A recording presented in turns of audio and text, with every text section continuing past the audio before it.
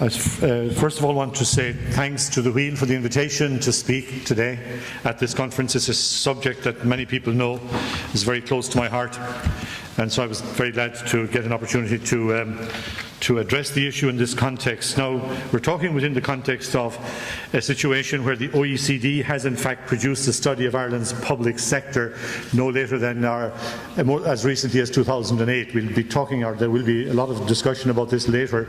I want to simply look at three quotations taken from that, not necessarily representative, but they tell a story. Hello?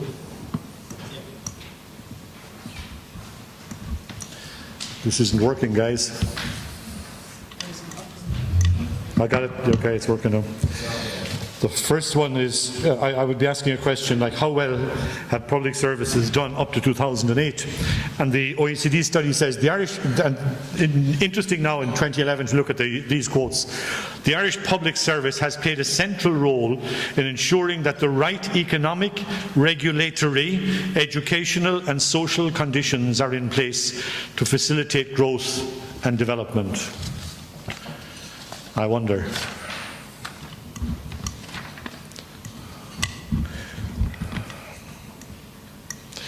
This is a problem, guys. This isn't going. Okay, the second one. Ireland has continually sought to modernise and reform its public service systems and practices to ensure that it can continue to meet the needs and expectations of government and citizens. I wonder.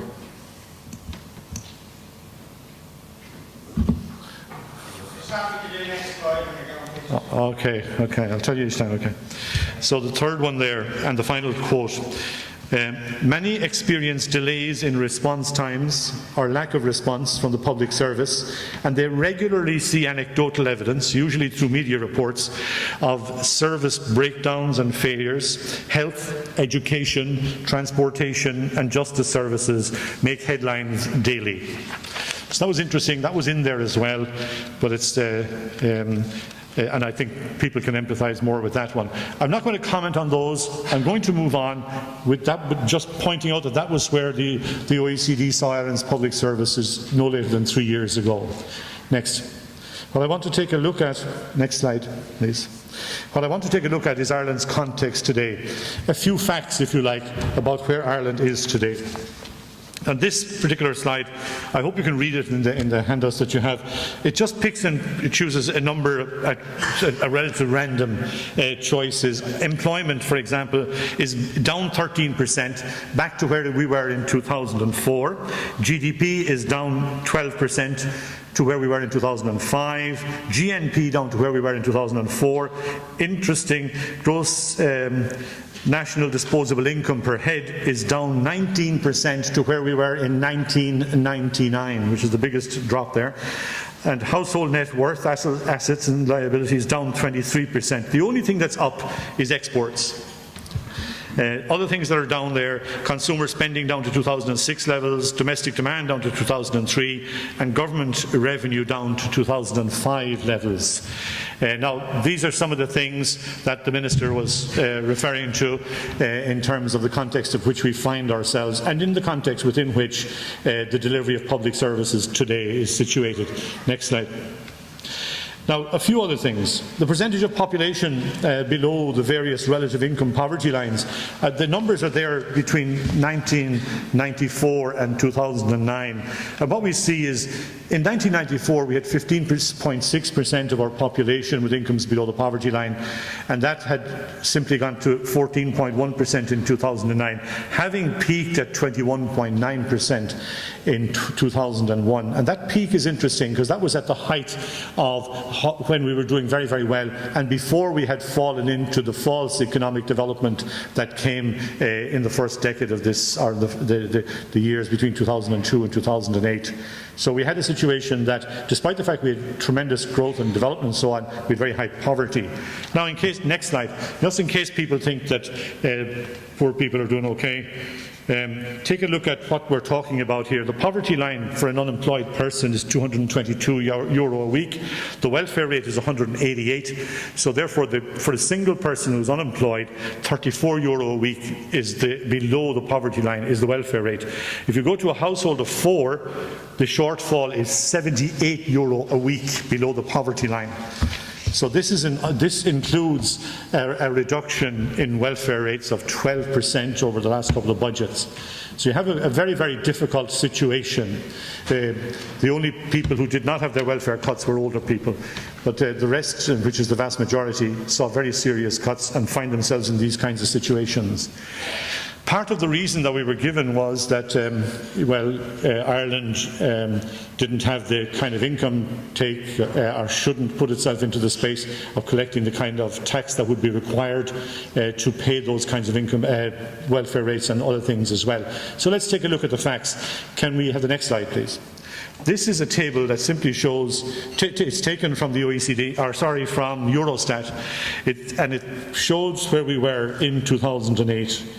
As a percentage of GDP, Ireland had only 3 countries in the European 27 who took a lower percentage of GDP in tax: Slovakia, Latvia and Romania.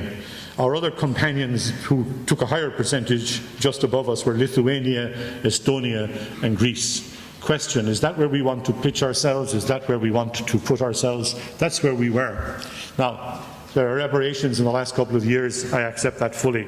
But in terms of policy setting, there's an issue here that we have to look at that is important. It's the issue of the total tax take for Ireland. People argue that Ireland's income tax system is difficult and that it takes too much from people. And I'm not advocating an increase in income tax rates at all. What I am doing, though, is What I am advocating, though, is an elimination of tax breaks that produce a situation where the income tax take isn't at the level that it ought to be. Just let's take a look at that. Has Ireland a very high income tax take compared to others? There's the actual effective tax rate for Ireland, 1997 through 2011. And what you see there, for 3 different groups: single earners on 25,000, a couple with 1 earner on 40,000, a couple with 2 earners on 60,000. What you find is there's been a slow increase in the effective tax rate. By the way, the effective tax rate is the total tax take divided by your total income. In other words, forget the actual bans and breaks and all that you get. How much of your actual income is taken in tax? And what you find is that it's below 16–17% for all of those categories today. Now that's the effective tax rate. Sometimes there's a lot of talk about the marginal tax rate and so on. That's important, but I think it's important that we see these issues for what they actually are as well. So I want to make just one more slide on the current situation, and these are random facts. I could put up another 20 slides, but we don't have the time. This is the scale of the challenge we are facing, as the Minister said. I just want to spell it out a little bit more than the Minister did. What we're committed to in the IMF agreement, or the IMF, European Central Bank, European Commission agreement, bailout agreement to be more accurate, in 2012 to increase taxes by 1,500 million. In 2013, 1.1 billion additional increase in taxation. That's 2.6 billion over the 2 years. Expenditure reductions of 2,100 million in 2012 and 2,000 million in 2013, which is 4.1 billion over the 2 years. So the adjustment over the 2 years is 6.7 billion. But of course, the IMF statement actually says, or the agreement says, that if government wants to change the distribution of that, in other words, to take more from taxes and less from cuts, that's perfectly okay with the IMF and the European Central Bank, as long as it's revenue neutral. So that's the kind of context in which we find ourselves. So it seems to me that in these precarious times, a country, a government, a society defines itself by the cuts it makes, the people it protects, its effectiveness on economic growth and its effectiveness in terms of economic growth and job creation, reducing unemployment in that context, It's actions on public services, and probably at the core, the values underpinning these choices. So a government or a country or a society defines itself by the cuts it makes, the people it protects, the effectiveness it has in terms of economic growth, job creation, unemployment reduction. Its actions on public services and the values underpinning its choices. And I think the last one is pretty important, and I'll be coming back to that. So what actually has been happening on services? There have been massive cuts in services. There have been massive cuts in the public sector, but there's also been massive cuts in the community and voluntary sector. And in many ways, they have had bigger impacts. There's no impact assessment of substance that has been done. We can't do anything in the environment these days, and rightly so, without having an impact assessment and taking a very serious look at what development, the impact on the environment particular developments will have. There's no impact assessment on the cuts, for example, that have been produced in services over these recent years. The protection of employment in public sector has been protected over against the community and voluntary sector. And I would strongly argue this case, although it's not one that's generally understood. The cuts in actual employment have been much more dramatic in the community and voluntary sector. And there's been very little protection of poor and vulnerable people in this process. The cuts in jobs have been happening very simply. You have a situation where the demands on the services of groups in the community and voluntary sector have been rising, very obviously so. They, in many cases, are the kind of place of last resort that people go to. The demands have risen dramatically, but the funding has gone down dramatically. Now, that sort of situation cannot hold, no matter how effective or good the community and voluntary sector is at delivering what it wants to do. So what we have in effect, looking at public services, both in the public service strictly and in the community and voluntary sector, it seems to me, and in the private sector generally, the whole delivery of services, we have challenges, it seems to me, in 4 areas. The whole area of what I would call the cultural area, which has to do with values that underpin choices. Secondly, the political dimension, which is the decision-making dimension.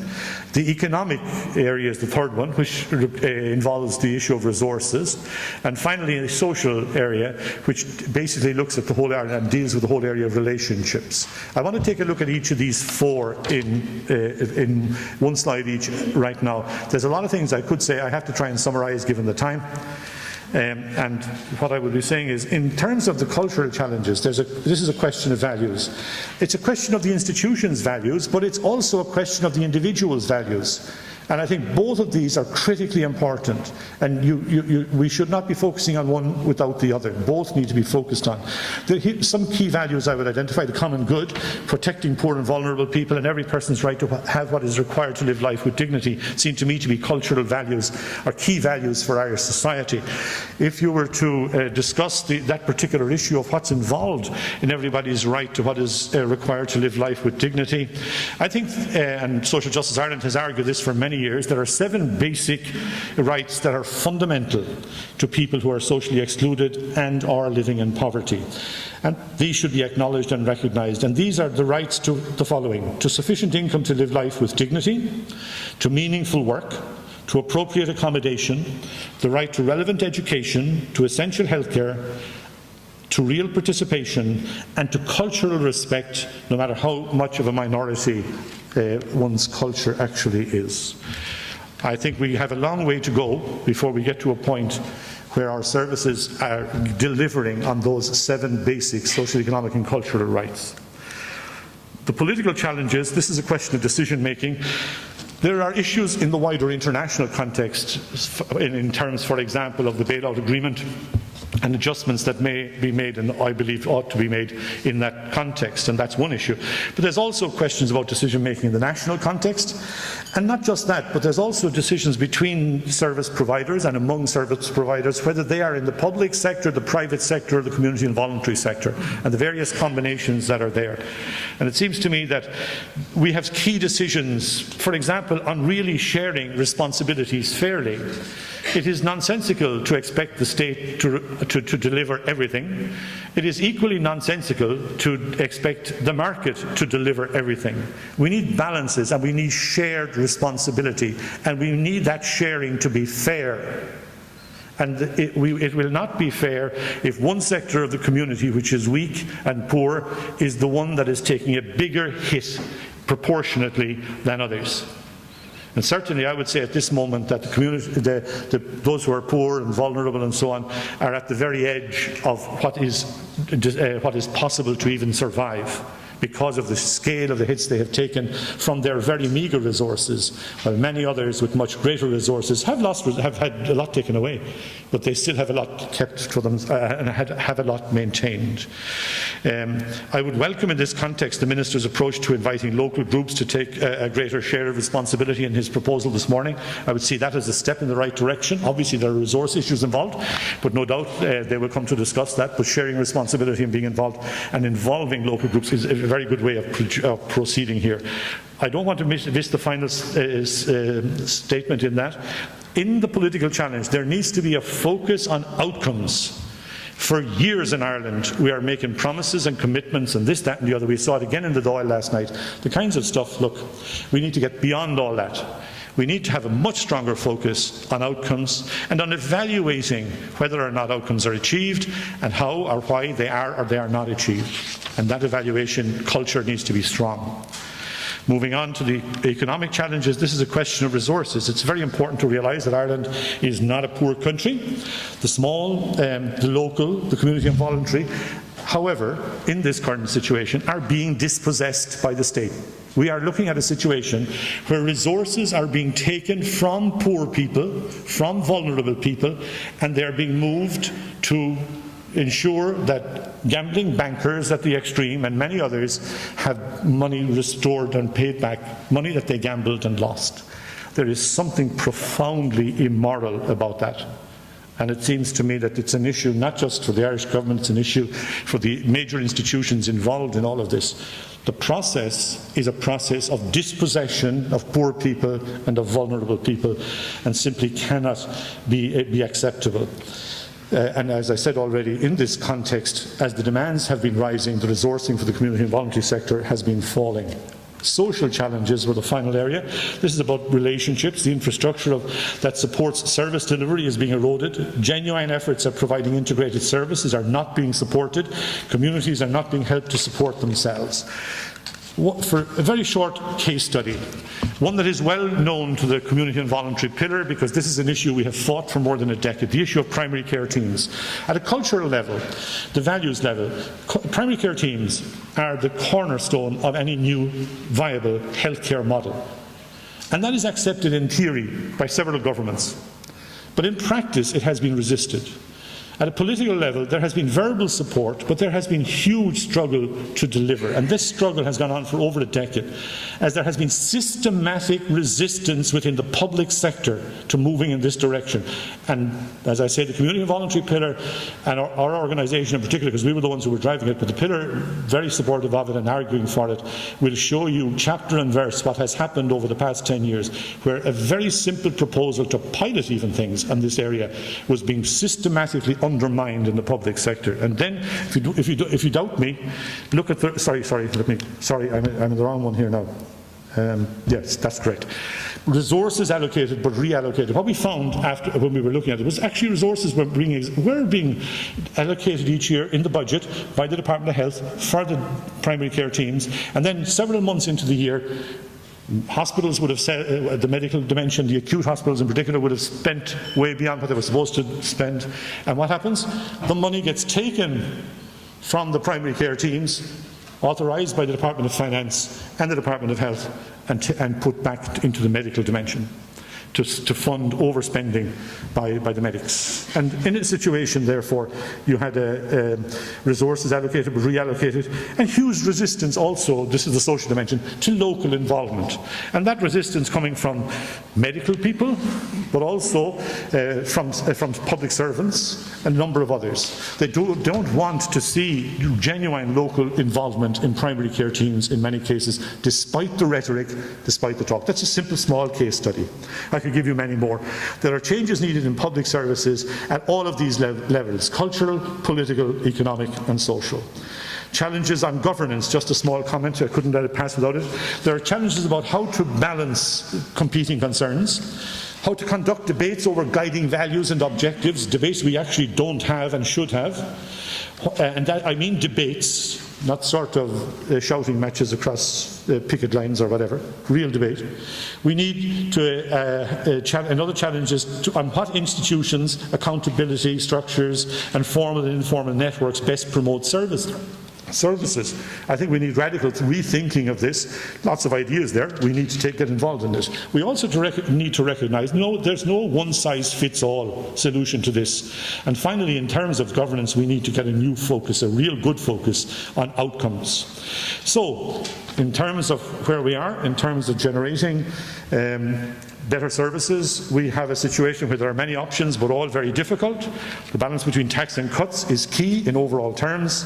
There's a key question about how the poor and vulnerable can be protected. That is not given the priority. It is not recognised as a core value. For example, in the bailout agreement, it won't even be recognised at all as part of the Fiscal Council, because they won't even have that as an issue on their agenda. Yet they will be the ones who will be setting parameters on the budget, and then we'll be told that the money isn't there to deliver services, even in new configurations. There's something fundamentally flawed with that. And also, finally, we need to focus on the fact that real outcomes are needed, not more talk and posturing. There is nothing inevitable. Ultimately, it's a question of choices, and our choices are governed by the values and the vision we have for the future. That's the question, possibly, that we should really start off with. What is our vision for the future? How do we propose to get there? What initiatives are required to provide genuinely useful, good, efficient, effective services for everybody in Ireland in the 21st century? Thank you.